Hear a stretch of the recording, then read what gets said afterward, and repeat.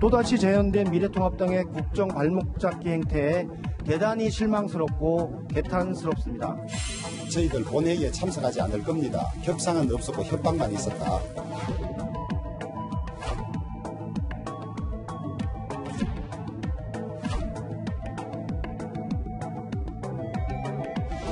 법사위에서 민생법안의 처리를 방해하고 국정의 발목을 잡겠다는 것입니다. 이 출발은 21대 국회를 망치는 것이고 남은 문재인 대통령 임기 2년 동안 한국 정치를 황폐하는 첫 출발이 될 것입니다.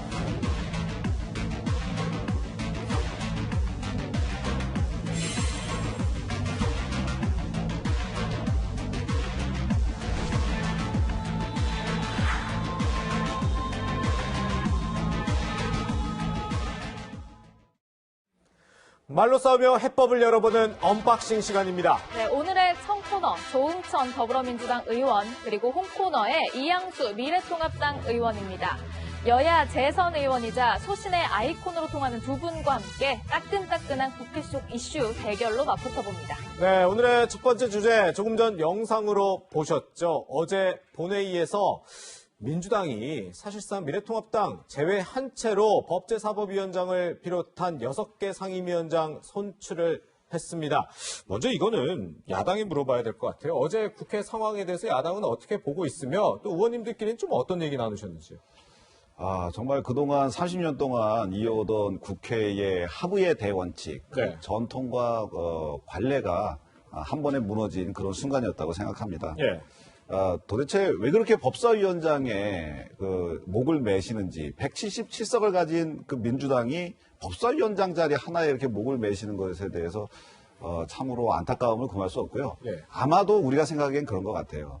뭐 유재수 감찰 무마 사건이라든지 울산시장 선거 조작 사건이라든지 이런 것들을 무마시키기 위해서 사법권을 장악할 필요가 있지 않느냐 하는 생각이 첫 번째고 예. 두 번째는 공수처가 출범을 해야 되는데 공수처장 추천위원회가 여당 5명, 야당 추천위원이 2명, 그래서 7명인데 그중에 6명의 합의가 돼야지만 공수처장을 추천할 수가 있는데 지금 야당에서 2명 추천하고 민주당에서 5명 추천하면 6명이 합의에 이르지 못하니까 결국은 이 법을 바꾸려고 그러기 위해서 법사위원장 자리가 필요한 거 아니냐.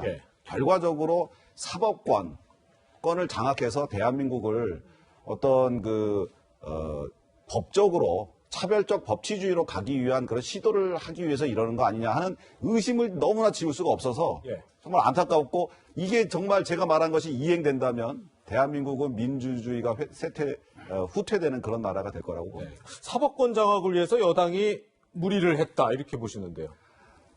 20대 국회 때 법사위원장이 처음에 누구였습니까? 당시 여당이던 새누리당의 권성동 의원이었죠. 2016년 가을부터 국정농단이 시작됐습니다. 권성동 위원장이었다고 해서 국정농단 사건이 묻혔습니까? 위원장이 어느 당이건 말건 간에 사건을 묻을 수가 없습니다. 뭐 비공개 회의 같으면 혹시나 가능할지 모르겠어요. 전 국민이 지켜보고 있습니다. 불가능한 일입니다. 그래서 뭔가 사건을 묻기 위해서 법사위를 저렇게 장악하려고 하는 거 아니냐라는 것은 조금 너무 나간 주장이신 것 같고 저 자신 2016년부터 3년 동안 법사위를 했지 않았습니까? 여러 군데에 나가서 말씀을 드렸는데 체계작구 심사를 명분으로 해서 정부 각 부처의 장관들을 법안 심사한다면서 다 불러 세워놓고 정작 체계작구 심사는 극히 1, 2분, 3분 정도 짧게 하고 난 다음에 현안 질의란 명목으로 국정 전반에 대해서 질의를 하고 면박을 주고 군기를 잡습니다. 그리고 또 타 상임위에서 멀쩡하게 의결한 그런 법안들, 체계작구와는 전혀 무관한 실질적인 내용을 가지고 잡고 있습니다. 그렇게 해서 묶여진 법들이 수십 건입니다. 너무나 법사위로 인해서 국회가 마비가 되고 힘들어지고 거기서 병목 현상이 일어나기 때문에 아예 체계 자꾸 심사권 자체를 법사위에서 떼자. 네. 그거 위해서 아마 여당에서 지금 법사위를 차지해야 되겠다. 그렇게 네네. 한 걸로 저는 이해를 하고 있습니다. 예. 네, 조금만 예. 말씀드릴게요. 자, 지금 말씀하신 게 사실이라면 사법권을 장악하려는 의도는 전혀 없고, 예. 그다음에 체계 잡고 심사권 이런 것들로 인해서 생겨나는 부작용들을 최소화하기 위한 것, 이런 거라면 여야 간의 합의를 통해서 그걸 바꿔 나가면 되거든요. 예. 그리고 지금은 체계 잡고 심사권으로 법사위원장이 그거를 뭐 끝까지 붙들고 있을 수도 없어요. 왜냐하면 177석이라고 하는 지금 여당의 이 의석수는 모든 상임위에서 3분의 2가 넘는 숫자입니다. 네. 즉 모든 법안을 다 패스트트랙으로 다 처리할 수가 있는 상황이에요. 네. 그러니까 체계자구 심사권으로 법사위원장이 그걸 발목을 잡는다. 그래서 일이 하나도 안 되고 통과가 안 된다.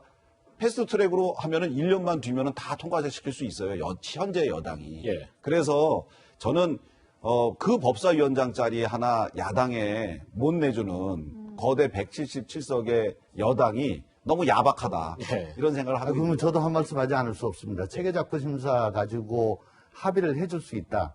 수차 얘기했지요. 그렇지만은 야당에서 한 얘기는 행정 권력을 견제 감시하기 위해서는 꼭 필요하다라고 말씀하셨습니다. 그거는 곧 예전처럼 하겠다라고 하는 것이 다름 아니고요. 매 법안마다 패스트트랙으로 다 걸려가지고 그 몇 건의 패스트트랙 그 보는 것만 해도 정말 너무너무 심장 떨리고 참 정신 건강에 안 좋지 않습니까? 그렇게 하면 안 되죠. 예. 어쨌든 법사위원장은 어제 본회의에서 민주당 몫으로 결정이 났기 때문에 이제는 앞으로 어떻게 할지 저희가 또 토론을 해봐야 될 것 같은데요. 네, 남은 상임위들도 있습니다. 뭐 12개 정도 이제 상임위원장이 누구에게 돌아갈까? 이것도 관심인데요.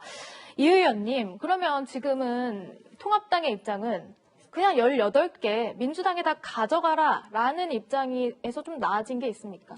그 입장 그대로입니다. 근데 처음부터 법사위는 우리 야당이 갖는 것이 관례였고 전통이었으니, 그리고 민주주의에서 서로가 서로를 상대당을 배려해주고 이해해주는 협치의 대상으로 인정하는 첫걸음이었기 때문에 네. 법사위를 우리 줘야 된다. 만약에 가져갈 거면 나머지 상임도 다 가져가라. 그리고 독식해서 일단 독재해라. 국회 운영도 민주당 마음대로 다 하시라 하는 그런 입장에서 다 내놨어요. 그래서 원내대표단이 그냥 18개 상임위를 다 가져라라고 전략적으로 내놓은 것이 아니고 네.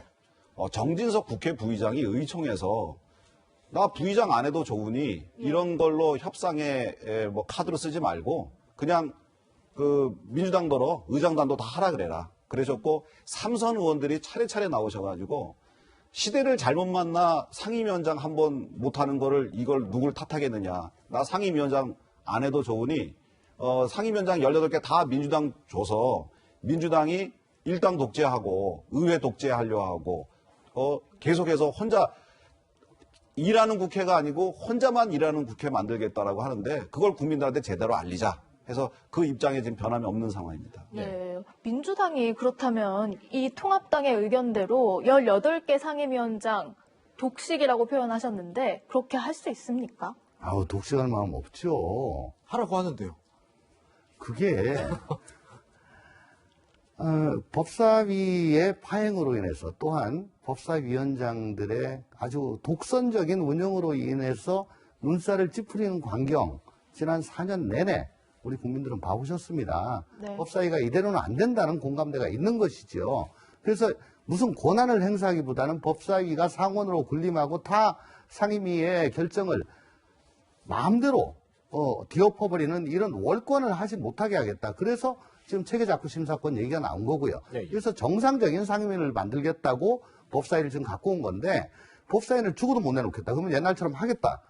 근데 굳이 갖고 가려면 그냥은 못 주고 집 밟고 지나가라. 라는 거 아니겠습니까? 빼들어가라. 한 대 때리면서 빼들어가라. 그러면 마지못해 주겠다. 그렇게 돼버렸습니다. 왜? 지금 코로나19로 인해서 국내 상황이 녹록지 않고 네. 또한 지금 북한과도 관계가 지금 점점 더 경색 국면으로 가고 있지 않습니까? 예. 국민들이 불안해하지 않습니까? 빨리 국회에 가지고 가야 되는데 이거 가지고 끝까지 가봐야 계속 이렇습니다. 몇 달 가봐야. 네. 그러니까는 기왕에 이제 짓밟고 가라라고 말씀을 하셨는데 그 모양이 돼버리고 말았습니다. 예. 이제 명분은 이제 어느 정도 된 거죠.